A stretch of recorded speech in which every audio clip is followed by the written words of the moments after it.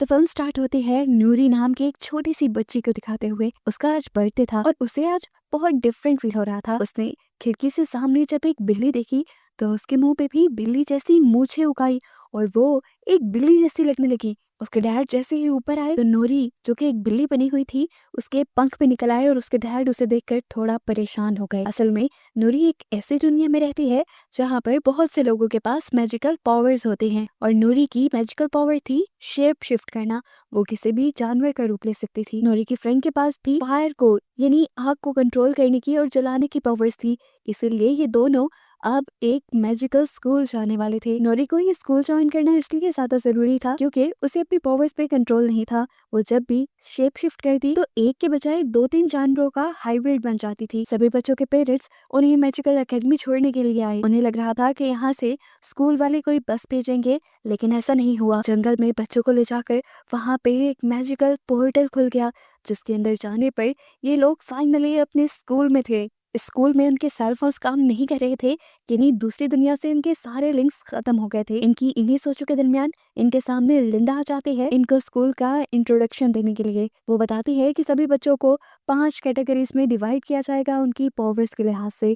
पहला ग्रुप फसिस का था जो लोग जानवरों के साथ बातें कर सकते थे। दूसरा ग्रुप फ्लिकर्स था, ऐसे बच्चे अपनी टेलीकाइनेसिस पावर से कुछ भी अपनी तरफ खींच सकते हैं। तीसरे नंबर पर आते हैं फ्लेयर्स जो अपने हाथों से आग को जला भी सकते हैं और आग को कंट्रोल भी कर सकते हैं। चौथा ग्रुप था फ्लायर्स का जो हवा में उड़ सकते थे और लास्ट 5वां ग्रुप था फसर्स का जो किसी भी जानवर का रूप ले सकते थे। नूरी को लगा कि वो भी इसी ग्रुप में आएगी, लेकिन आगे क्या होगा किसी को नहीं पता। एक एक करके सब बच्चों की पावर्स को जांचा जाता है। सबसे पहले फ्लेयर्स का टेस्ट होता है जिन्हें 2 मीटर रखी हुई दूर कैंडल को हाथ से जलाना था। फ्लिप नाम के एक लड़की ने ये काम काफी देर में किया और उसे एक कार्ड देकर ये लोग बाहर भेज देते हैं। दूसरे नंबर पे आया एलियट। वो अपने हाथ से आग के बजाय धुआं निकाल सकता था, इसलिए उसे भी कार्ड देकर बाहर भेज दिया गया। अब बारी थी फाइनली नूरी की दोस्त राइना की, जिसने अपनी छोटी उंगली से ही वो कैंडल जला ली और उसे फ्लायर्स के ग्रुप में डाल दिया गया। दूसरे नंबर पर उन बच्चों का टेस्ट हुआ जो बच्चे जानवरों से बात कर सकते थे। वहाँ पे एक डॉगी था और बच्चों को इस डॉगी की सारी बातें समझनी थी। तीसरे टेस्ट में कुछ बच्चों को सामने पड़े गमले को हाथ में पकड़ना था। काफी सारे बच्चे तो ये ठीक से कर पाए, लेकिन पेपर नाम की एक लड़की ये नहीं कर पाई। वो गमला अपनी तरफ खींचने के बजाय पीछे की तरफ धकेल देती है और वो गमला दीवार से टूटकर गिर जाता है और यहाँ उसे भी व्हाइट कलर का कार्ड दे दिया जाता है। इसके बाद उड़ने का टेस्ट हुआ जिसमें बच्चों को 30 सेकंड तक जमीन से ऊपर रहना था। सब बच्चों ने ये भी काफी अच्छे से किया, लेकिन आंद्रे ये नहीं कर पा रहा था। उसकी पावर बहुत ज्यादा थी जो उसके कंट्रोल्स में नहीं थी। जैसे ही वो ऊपर की तरफ गया तो वो वापस नीचे आ ही नहीं पाया। उसे नीचे लाने के लिए प्रोफेसर्स ने सीढ़ी का इस्तेमाल किया और उसे भी यहाँ पे व्हाइट कार्ड दे दिया गया। फाइनली ये बारी थी नूरी के ग्रुप की। यहाँ पर सभी बच्चों को सामने रखी बिल्ली की पिक्चर जैसा बनकर दिखाना था। सभी शेप शिफ्ट कर लेते हैं, लेकिन नूरी 3 सेकंड से ज्यादा शेप शिफ्ट ठीक तरह नहीं कर पाती। वो एक हाइब्रिड बन जाती है, यानी जानवरों का मिक्सचर बन जाती है और ऐसे टेस्ट में फेल होकर उसे भी व्हाइट कार्ड दे दिया जाता है। सारे बच्चों का टेस्ट कंप्लीट होने के बाद ये सभी बच्चे ग्राउंड में इकट्ठे हो गए। यहाँ पर सभी बच्चों को पता चलना था कि वो किस किस ग्रुप में गए हैं। राइना तो फ्लेयर ग्रुप का हिस्सा बन गई थी, लेकिन नूरी को यूडीएम नाम के किसी ग्रुप में छोड़ा गया था और ऐसे किसी ग्रुप को तो प्रिंसिपल ने इनके साथ इंट्रोड्यूस करवाया ही नहीं था। नूरी ने जब ये सवाल किया तो प्रिंसिपल ने उसे यूडीएम का एक नया रास्ता दिखा दिया और बाकी सारे बच्चे अपने यूनिफॉर्म्स लेने के लिए कैंटीन चले गए। यूडीएम का हेडक्वार्टर जंगल में नीचे की तरफ था। यहाँ पर उसका वेलकम उसके प्रोफेसर बट कहते हैं और इन्हें पता चलता है कि ये लोग यहाँ पर कोई भी मैजिकल पावर नहीं सीखने वाले, क्योंकि इनकी पावर्स बेकार थी तो इसलिए इन्हें आम बच्चों जैसा पढ़ाया जाना था तब तक के लिए जब तक ये अपनी मैजिकल पावर्स के बारे में भूल नहीं जाते और उसके बाद इन्हें वापस इनकी दुनिया में छोड़ दिया जाता।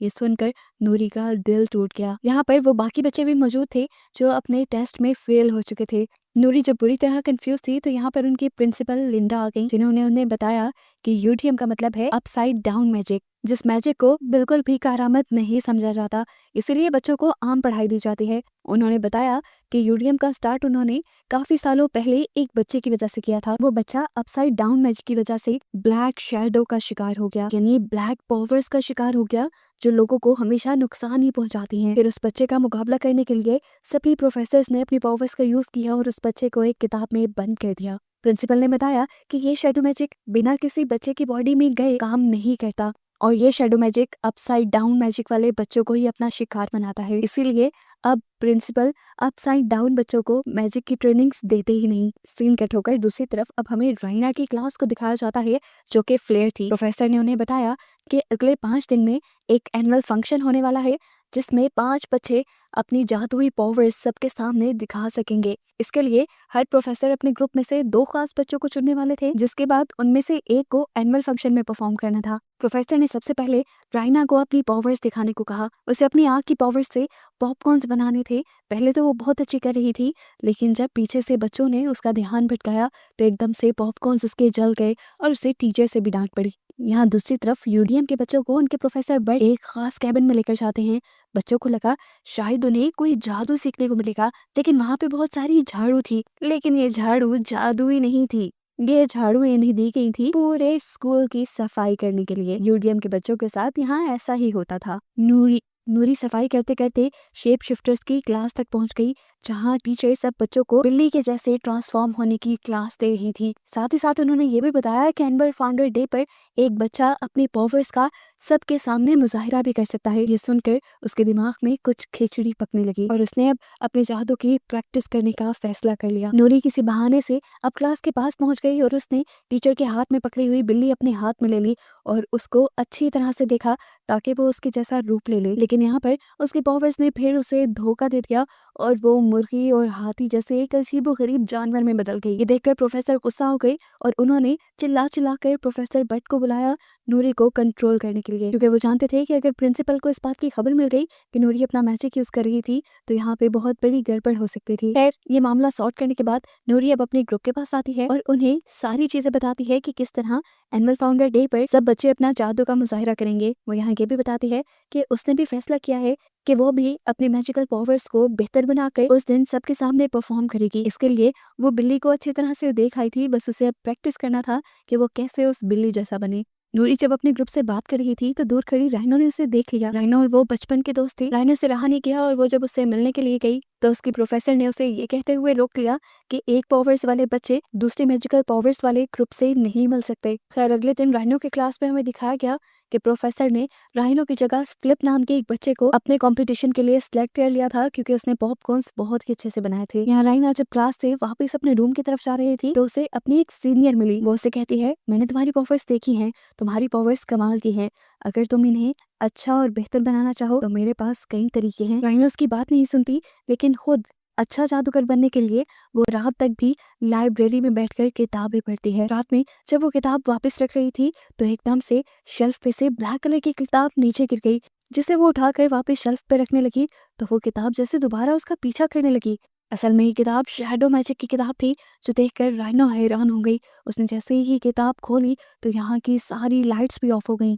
डर कर उसने किताब को वापस रख दिया और वो अपना सामान लेकर यहाँ से भाग निकली। लेकिन हमें दिखाया गया कि वो किताब उसका पीछा कर रही थी और उसके रूम में पहुंचने से पहले ही उसके बेड पे थी। दूसरी तरफ हमने देखा कि नूरी भी दिल जान से मैजिक की प्रैक्टिस कर रही थी, लेकिन 3 सेकंड से ज्यादा वो बिल्ली बन के नहीं रह पाती थी। यूडीएम के सारे बच्चे एक दूसरे के साथ काफी घुल मिल भी गए थे और जब अगले दिन डायनो ने ये देखा तो वो बहुत ज्यादा दुखी हो गई, क्योंकि उसे लगता था कि उसने अपनी बचपन की दोस्त नूरी को खो दिया है। उदास मन के साथ जैसे ही वो बेड पे बैठने लगी तो उसके बेड पे उसे वही किताब मिली, जिसे उठकर जब उसने देखा तो उसके सफ़े खुद ब खुद पलटने लगे और एक चैप्टर पे आके वो सफ़े पलटना बंद हो गए, जिसमें लिखा हुआ था अपनी ताकतों को कैसे उभारा जाए। राया जैसे ही इस किताब को उठाकर पढ़ने लगी तो उसके चारों तरफ काले बादल मंडराने लगे और वो सारे काले बादल एकदम से उसकी बॉडी के अंदर चले गए। खैर, दिखाया जाता है कि अब सभी बच्चे उस कंपटीशन को देखने के लिए आए थे, जो हर क्लास में 2 बच्चों के दरमियान होना था। सबसे पहले राइनो और फ्लिप के दरमियान में ये मुकाबला होता है। सबको लगता था कि फ्लिप जीत जाएगा, लेकिन राइनो ने दिए हुए टाइम से पहले ही सारे पॉपकॉर्न्स बना दिए। टीचर ने इन पॉपकॉर्न्स को चखा तो उनका टेस्ट और फ्लेवर भी बिल्कुल ठीक था और ऐसे राइनो ये कंपटीशन जीत गई। इसी तरह राइनो को एनुअल डे पर अपना मैजिक दिखाने के लिए चुन लिया गया। सब बच्चों की सिलेक्शन के बाद जब ये इवेंट खत्म होने वाला था तो भाग कर नूरी इन सब के सामने आई और उसने प्रिंसिपल से कहा कि वो काफी दिन से अपने मैजिक की प्रैक्टिस कर रही है और उसे लगता है कि अब उसका मैजिक बेहतर हो गया है। उसे अपनी काबिलियत दिखाने का एक मौका दिया जाए। सारे प्रोफेसर मान जाते हैं और वो जल्दी से एक बिल्ली में बदल जाती है, लेकिन 3 सेकंड से ज्यादा वो अपने आप को ट्रांसफॉर्म ना रख सकी।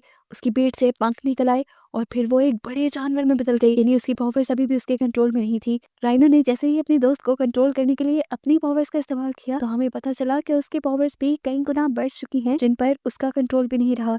इस तरह उसकी पावर और उसकी आग से उसकी दोस्त भी मरने ही वाली थी, लेकिन किसी तरह वो अपनी असल हालत में आ गई और उससे बच गई। राइनो ने उससे माफी मांगी और नूरी ने उसे ये कहते हुए माफ भी कर दिया कि इसमें तुम्हारी कोई गलती नहीं। लेकिन यहाँ पर प्रिंसिपल लिंडा ने प्रोफेसर बट को बहुत डांटा क्योंकि वो अपने बच्चों को कंट्रोल में नहीं रख रहे थे। यूडीएम के सारे बच्चे अपनी क्लास में आ गए और उदास हो गए क्योंकि वो जानते थे कि अब कभी वो अपना मैजिक इस्तेमाल नहीं कर पाएंगे। आज तो प्रोफेसर बट को भी अपनी बेइज्जती का गुस्सा आया हुआ था। वो सारे बच्चों से कहते हैं बस बहुत हो गया, अब हम ये तमाशा नहीं देखेंगे। यहाँ पर इन बच्चों को प्रोफेसर बट बताते हैं कि काफी साल पहले वो भी यूडीएम के ही स्टूडेंट थे और फिर उन्हें यूडीएम के लिए ही नौकरी दी गई। कभी उनको उनका जादू इस्तेमाल करने की इजाजत नहीं दी गई थी। उन्होंने अब ठान ली कि चाहे उनकी नौकरी रहे या ना रहे, लेकिन अब वो यूडीएम के बच्चों की फीलिंग्स को हर्ट होने नहीं देंगे। वो उनको उनके मैजिक की प्रैक्टिस करवाएंगे, चाहे उनको स्कूल से दूर लेकर जाना पड़े। वो सभी बच्चों को लेकर जंगल में आ जाते हैं। यहाँ पर प्रोफेसर बट ने इन्हें अपना टैलेंट दिखाया।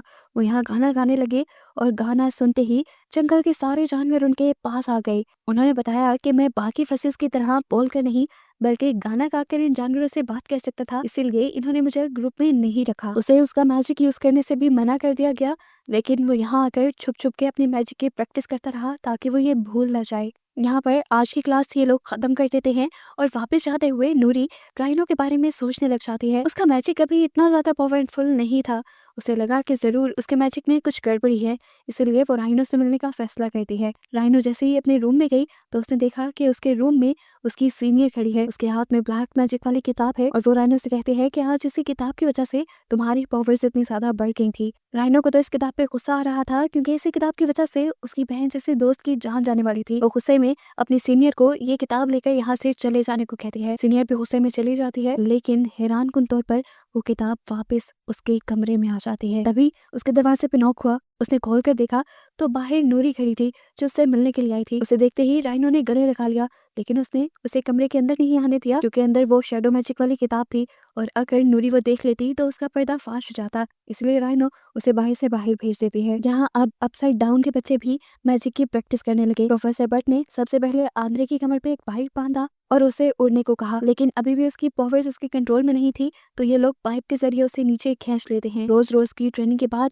कहीं ना कहीं उनके मैजिक में इम्प्रूवमेंट आ रही थी। यानी ये बच्चे और इनका मैजिक बेकार नहीं था, बस इनके मैजिक को स्पेशल अटेंशन की जरूरत थी। इन्हीं ट्रेनिंग्स के दौरान इन सारे बच्चों के दरमियान में बहुत अच्छी दोस्ती हो गई और ये लोग एक टीम की तरह एक साथ मिलकर भी अपने मैजिक यूज करने लगे। यहाँ पर वो बच्चा जिसके हाथ से आग के बजाय धुआं निकलता था, उसने अपने धुएं को शेप देना शुरू कर दी। वो बच्ची जो टेलीकाइनेसिस की मदद से चीजों को अपने पास नहीं अपने से दूर फेंक सकती थी, उसने सही डायरेक्शन में चीजों को दूर करना शुरू कर दिया। जबकि नूरी अपने आप को एक जानवर बनाए रखने के बजाय डिफरेंट जानवरों का हाइब्रिड बनाने की कोशिश में लग जाती है, जिसमें वो काफी अच्छे से परफॉर्म कर रही थी। यहाँ स्कूल के अंदर दिखाया जाता है कि सारे बच्चे एंजॉय कर रहे थे, लेकिन राइनो उदास थी। इस टाइम उसके पास चंद्रा आई, जिससे राइनो बात नहीं करना चाहती थी। वो उसे कहती है यहाँ से चली जाओ, लेकिन पता चलता है कि चंद्रा नामी इस लड़की ने भी वो ब्लैक मैजिक वाली किताब इस्तेमाल कर ली है, जिससे उसकी पावर्स बहुत ज्यादा बढ़ चुकी हैं।